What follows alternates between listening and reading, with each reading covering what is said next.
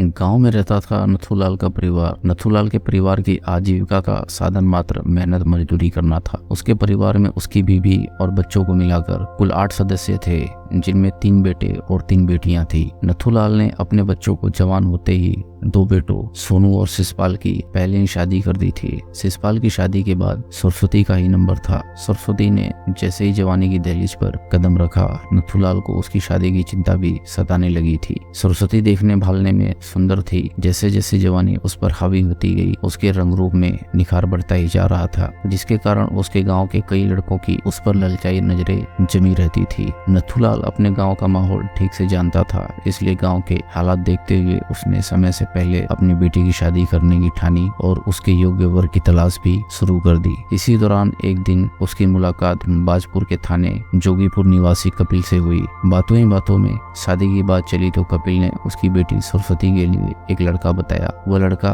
उसके गाँव के ही रहने वाले रमेश का बेटा था। रमेश लाल का बेटा महेश था। कपिल ने उसके परिवार की तारीफ करते हुए बताया कि उनकी बेटी उस परिवार में जाकर खुश रहेगी। रमेश लाल कपिल के पड़ोसी थे और वह उसके परिवार के बारे में ठीक से जानते थे। हालांकि रमेश लाल के पास अपनी जुतासे की जमीन नहीं थी, लेकिन उनका परिवार मेहनत मजदूरी करने के बाद भी खुशहाल था। शादी की बात चलते ही नथुलाल ने कपिल के गांव जाकर महेश पर नजर डाली। नजर डालते ही उन्होंने महेश को सरस्वती के लिए चुन लिया। फिर शादी की बात पक्की होते ही दोनों परिवार वालों ने शादी की तैयारियां भी शुरू कर दी थी। दोनों तरफ से शादी की तैयारियां पूरी होते ही विधि विधान से उनकी शादी भी हो गई। महेश के साथ 7 फेरे लेकर सरस्वती दुल्हन बनकर उसके घर चली आई। सरस्वती के साथ शादी करने के बाद महेश तो खुश था ही, साथ ही उसके घर वाले भी उसकी खूब तारीफ करते नहीं थकते। सरस्वती जितना ध्यान महेश का रखती थी, उससे कहीं ज्यादा उसके परिवार का भी रखती थी। इसी वजह से वह जल्दी ही अपने ससुराल वालों की चहेती बन गई थी। महेश भले ही मजदूरी करता था, लेकिन कभी भी सरस्वती के खर्चों में उसने कमी नहीं आने दी थी। वह उसके हर शौक पूरे करता था। सरस्वती को अच्छा पहनने ओढ़ने का बड़ा शौक था, जिसका महेश हमेशा ध्यान रखता था। समय के साथ सरस्वती 2 बच्चों की मां बन गई, जिससे उसके परिवार में और भी खुशहाली आ गई। उसी समय महेश में एक बुरी लत लग गई। उसे शराब पीने का चस्का लग गया। इसके बाद वो अपनी कमाई का आधे से ज्यादा हिस्सा शराब पीने पर खर्च करने लगा, जिसके कारण उसके घर की आर्थिक स्थिति गड़बड़ाने लगी। उसकी बुरी लत को देखते हुए उसके माता पिता ने उसे समझाने की कोशिश की, लेकिन महेश को उनकी नसीहत काट खाने को दौड़ने लगी थी। उसकी हरकतों से आज ही जाकर आखिर उसके परिवार वालों ने उसे अलग कर दिया। परिवार वालों से अलग होकर वह एक कमरे में ही रहने लगा। उसका खाना पीना भी अलग ही बनने लगा था। महेश के घर में सब कुछ सामान्य चल रहा था, लेकिन उसकी थोड़ी सी गलती के कारण सरस्वती को परिवार वालों से अलग कर दिया गया था। उसकी उसी कमी के कारण पति पत्नी में अनबन रहने लगी थी। कपिल ने ही सरस्वती की शादी कराई थी, इसलिए उसने कई बार कपिल से महेश की शिकायत की, लेकिन वह उसकी बात भी मानने को तैयार न था। उसी दौरान एक दिन कपिल का साला संजय आया हुआ था। उस समय सरस्वती भी कपिल के घर गई हुई थी। उसी दौरान संजय को पता चला कि वह उसी की क्षेत्र की रहने वाली है। यह बात संजय ने सरस्वती को बताई। वह बहुत ही खुश हुई। संजय अभी कुंवारा था। सरस्वती जब तक उसके पास रही, उसके साथ बतियाती रही। उसके बाद जब वह जाने लगी तो संजय को बुलाकर अपने घर ले गई। उस वक्त महेश घर से बाहर था। सरस्वती को अकेला पाकर संजय उस दिन महेश और सरस्वती के बीच चल रही सारी बातें खंगाल ली थी। इसके बाद महेश ने उसका मोबाइल नंबर भी ले लिया था। संजय जब तक कपिल के घर रहा, वह उससे मिलता रहा, लेकिन वहां से चले जाने के बाद भी वह अक्सर उससे मोबाइल पर बातें करता रहता था। सरस्वती देखने में सुंदर और बोलने चालने में तेज तर्रार थी। संजय ने पहली मुलाकात में उसने अपने दिल में जगह दे दी थी। संजय भी महेश की तरह ही मजदूर था, लेकिन अंतर इतना था कि महेश अनपढ़ सीधा साधा और दारूबाज था। उसकी बीवी हर वक्त बन ठन कर रहती थी, लेकिन कभी भी उसने उसके हुस्न की तारीफ नहीं की थी। हालांकि शादी से 2 बच्चे होने तक वह उसके साथ खुश थी, लेकिन जब से उसकी मुलाकात संजय से हुई थी, तब से महेश के प्रति उसके दिल में कुछ खालीपन, कुछ तीखापन आ गया था। उसे बाहर की हवा लगी तो उसका मन संजय के साथ हवाई उड़ान भरने लगा। संजय ईंट भट्टे पर काम करता था। वहाँ पर उसे अच्छी मजदूरी मिल जाती थी, लेकिन सरस्वती से मिलने के बाद उसका मन भी वहाँ से उछट गया था। फिर वह कुछ दिन काम करने के बाद सीधा जोगीपुर गया। जोगीपुर गांव में अपने बहन देवी के पास चला जाता था। जोगीपुर जाने के बाद वो अपनी बहन के घर कम सरस्वती के पास ज्यादा रहता था। उसका मन करता था कि सरस्वती हर वक्त उसकी आंखों के सामने ही रहे। संजय महेश की हर समय नशे में रहने वाली कमजोरी जान चुका था। संजय ने उसकी उसी कमजोरी का लाभ उठाते हुए उस पर भी अपना विश्वास जमा लिया था। वह हर वक्त उसके साथ ही रहने लगा। धीरे धीरे दोनों के बीच पक्की दोस्ती हो गई। संजय अपनी मंजिल की ओर आसानी से जाने के लिए उसे शराब भी पिलाने लगा था। महेश के साथ दोस्ती करने के बाद संजय ने एक योजना बनाई। उसने सोचा कि किसी तरह से महेश उसके साथ ईंट भट्टे पर काम करने के लिए तैयार हो जाए तो उसे सरस्वती को लेकर जाने में कोई परेशानी नहीं होगी। संजय ने भट्टे पर काम करने की योजना महेश के सामने रखी तो वह तुरंत ही तैयार हो गया। संजय महेश को लेकर सीधा भट्टे पर पहुंचा। वह उसी भट्टे पर काम करता था। महेश ने वहां पर काम करना शुरू किया तो वहां पर उसे अच्छी आमदनी होने लगी। भट्टे का काम भी पसंद आ गया। संजय भट्टे पर बने एक कच्चे कमरे में ही रहता था। भट्टा मालिक ने पहले मजदूरों के लिए कई कमरे बनवा रखे थे। महेश को काम पसंद आते ही संजय ने उसे बगल वाला कमरा दिला दिया था। भट्टे पर काम करने में महेश का मन लग गया था। आमदनी भी अच्छी थी, लेकिन सारा दिन काम करने के बाद जब उसे शाम को खाना बनाना पड़ता था तो उससे वह तंग आ गया था। इसी परेशानी को देखते हुए महेश ने सरस्वती को लाने का प्लान बनाया और एक दिन जाकर उसे साथ बुला लाया। सरस्वती के वहां आते ही संजय की बातें खिल गई। उसकी मन की सारी मुरादें पूरी हो गई थी। महेश को भट्टे पर लाने का उसका जो प्लान था वह पूरा हो गया था। सरस्वती भट्टे पर आकर अपने परिवार के साथ साथ संजय के लिए भी खाना बनाने लगी। खाना बनाने के साथ साथ वह महेश के काम में भी हाथ बटा देती थी, जिसके कारण संजय का सारा दिन हंसी खुशी से गुजरता था। भले ही महेश को सारा दिन काम करने के बाद थकान हो जाती थी, लेकिन सरस्वती के सामने होते ही संजय की एनर्जी भी बढ़ जाती थी। एक दिन महेश को किसी काम से अपने गांव जोगीपुर जाना पड़ा। वो सरस्वती और बच्चों को भट्टे पर ही छोड़कर गया था। उस दिन संजय को बहुत ही खुशी हुई थी। सारा दिन उसने काम किया, लेकिन दिन कब निकला और कब छिप गया उसे पता ही नहीं चला। शाम हुई तो सरस्वती के अकेला होने की खुशी में उसके दिल में हलचल बढ़ती ही जा रही थी। शाम होने से पहले ही सरस्वती ने खाना भी बना लिया था। उसके बाद उसने जल्दी ही बच्चों को खाना खिलाकर सुला दिया। बच्चों के सोते ही सरस्वती और संजय ने एक साथ खाना खाया। सामने सरस्वती को अकेला देखकर संजय के सब्र का बांध टूटने को आतुर था। उसके चेहरे की आभा उसके दिलो दिमाग पर इस कदर हावी थी कि उसका मन बार बार कह रहा था कि वह खाना पीना छोड़कर पहले उसके उपहारों का रसपान करे। सरस्वती को अकेला देखते ही उसकी भूख उड़ गई थी। फिर उसने जल्दी जल्दी थोड़ा खाना खाया। फिर बोला, भाभी आज मुझे भूख नहीं लग रही है, मैं सोने जा रहा हूँ। आज महेश तो है नहीं, इसलिए बच्चों को सावधानी के साथ ही सुलाना। अगर फिर भी कोई परेशानी हो तो मुझे उठा लेना। ठीक है देवर जी, वैसे जब आप पास में हो तो मुझे क्या परेशानी होने वाली है, सरस्वती ने जवाब दिया। इसके बाद संजय अपने कमरे में चला गया। संजय के जाते ही सरस्वती ने फटाफट अपना काम निपटाया। उसके बाद वह बच्चों के पास गई।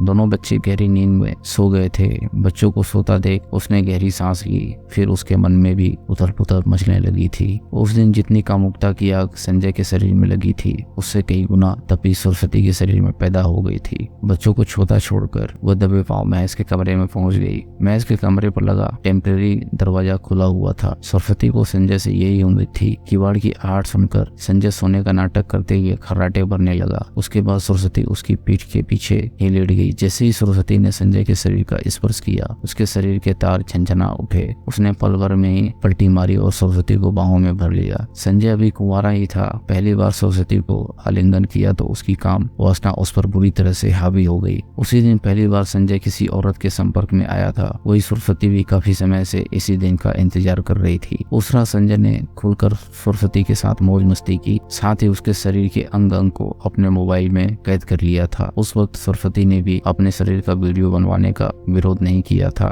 संजय के साथ अपनी रात गुजारने के बाद उसे पहली बार एहसास हुआ कि वाकई महेश उसके लायक नहीं रहा। सरस्वती ने एक बार संजय के सामने समर्पण किया तो वह हर रोज उसकी आदी हो गई थी। उसके 2 दिन बाद महेश गांव से वापस आ गया तो सरस्वती को ज्यादा खुशी नहीं हुई। उस दिन दोनों के बीच अवैध संबंध बनते ही प्यार भी बढ़ गया था। संजय के सामने महेश का प्यार उसे फीका महसूस होने लगा था। उस वक्त सरस्वती भले ही 2 बच्चों की मां बन चुकी थी, लेकिन उसकी देह पहले के मुकाबले और भी ज्यादा खिल उठी थी। यही कारण था कि संजय उसे अपनी बीवी के रूप में देखने लगा था। उसके बाद वह जो भी कमाई करता अधिकांश सरस्वती पर ही लुटाने लगा था। दोनों के बीच अवैध संबंधों का सिलसिला काफी समय तक चलता रहा। संजय ने कई बार सरस्वती के सामने बात रखते हुए कहा, हम दोनों इस तरह से कब तक छिप छिप कर मिलते रहेंगे, क्यों ना हम यहाँ से भागकर शादी कर लें। पहली बार तो सरस्वती ने उससे साफ कह दिया, महेश को छोड़कर मैं तुमसे शादी नहीं कर सकती। अगर तुम्हें मेरे साथ यूं ही दोस्ती निभानी है तो ठीक है, वरना तुम अपना दूसरा रास्ता देख लो। सरस्वती की बात सुनते ही संजय का पारा हाई हो गया। क्या यही तुम्हारा प्यार था? मैं तुम पर इतने समय से पैसे लुटाता आ रहा हूँ, क्या तुमने मुझे पागल समझ रखा है? अगर तुमने मेरे साथ भागकर शादी नहीं की तो मैं तुम्हें कहीं का नहीं छोड़ूंगा।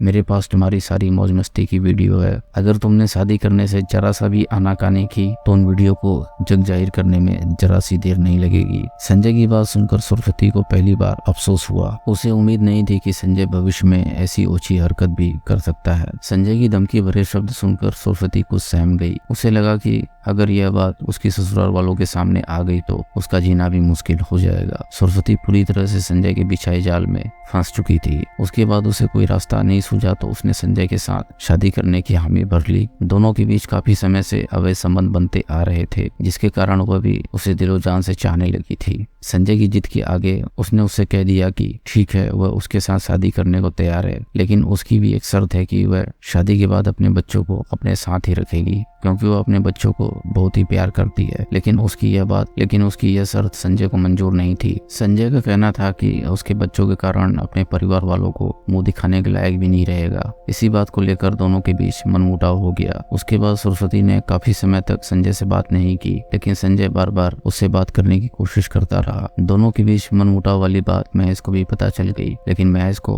उन दोनों के बीच बने अवैध संबंधों की कानो कान खबर नहीं हुई थी। उसे दोनों पर शक हुआ तो वह दोनों की सच्चाई जानने के लिए अनजान बनकर उनके पीछे ही पड़ गया। एक दिन ऐसा ही आया कि महेश ने छिपते हुए सरस्वती को संजय से बात करते देख लिया। सरस्वती की बात सुनते ही उसे बहुत ही दुख हुआ। उसे पहली बार इस बात का आघात पहुंचा कि जिसे वह अपना दोस्त समझकर उस पर विश्वास कर रहा था, वह उसकी पीठ में छुरा घोंप रहा था। उसी शाम को महेश ने सरस्वती से सच्चाई जानने की कोशिश की तो वह उससे लड़ बैठी। उसके बाद दोनों के बीच काफी कहासुनी हुई। महेश को अपनी पत्नी से ऐसी उम्मीद नहीं थी। इसके बावजूद भी वह न तो संजय से ही लड़ा और न ही सरस्वती के साथ मारपीट की। महेश सीधा साधा था। उसके बाद भी उसने सरस्वती को समझाने की कोशिश की, लेकिन सरस्वती कहीं से कहीं तक भी अपनी गलती मानने को तैयार न थी। वो अपने बच्चों को अपने पति के पास छोड़कर अपने मायके चली गई। उसके बाद मायके जाने के बाद संजय फिर से उस पर शादी करने के लिए दबाव बनाने लगा, लेकिन सरस्वती उसके सामने अपने बच्चों को साथ रखने वाली बात दोहराती रही। इसके साथ ही उसने संजय से कहा, पहले तो तुम हमारी वो वीडियो अपने मोबाइल से डिलीट करो, उसके बाद ही मैं आगे बात करूंगी। इतना कहते ही उसने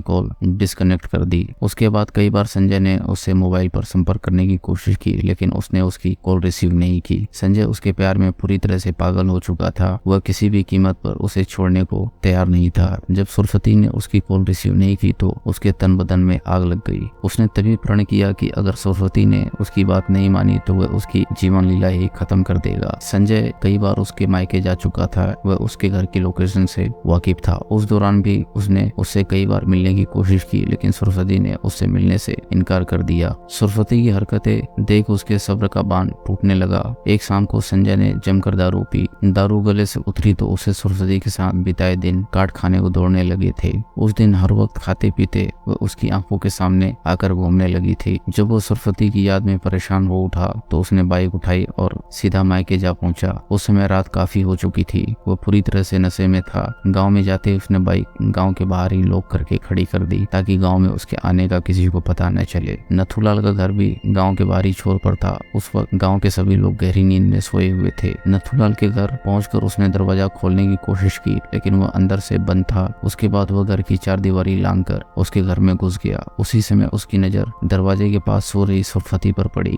वह उस चारपाई पर अकेली ही सोई हुई थी। सरस्वती को अकेला देखते ही उसने उसे उठाया। इतनी रात गए अपने सामने संजय को देखकर उसकी चीख निकल गई। तभी संजय ने झट से अपने हाथ से उसका मुंह बंद कर दिया। फिर वह उसके साथ चलने की जिद करने लगा। तब सरस्वती ने कहा कि वह किसी भी कीमत पर उसके साथ नहीं जाएगी। उल्टे ही उसने उसे वहां से तुरंत भाग जाने को कहा। उसने धमकी दी कि अगर वह नहीं गया तो वह शोर मचा देगी। सरस्वती की धमकी से उसका पारा चढ़ गया। इससे पहले कि सरस्वती कुछ समझ पाती, उसने गुस्से के आवेग में आकर एक हाथ से उसका मुंह बंद करने के बाद अपने साथ लाए चाकू से उसकी गर्दन पर कई बार कर डाले। चाकू के वार होते ही सरस्वती की जोरदार चीख निकली, जिसको सुनकर उसके मायके वाले बाहर आ गए। परिवार वालों के आते ही संजय ने चाकू एक तरफ फेंक दिया और दरवाजा खोलकर भागने की कोशिश करने लगा। तभी चारों ओर से घेराबंदी करते हुए सरस्वती के घर वालों ने संजय को पकड़ लिया था। दोस्तों, अगर आपको कहानी पसंद आ रही हो तो वीडियो को लाइक करें और चैनल को सब्सक्राइब करें। हम ऐसी मजेदार कहानियां आपके लिए लाते रहेंगे।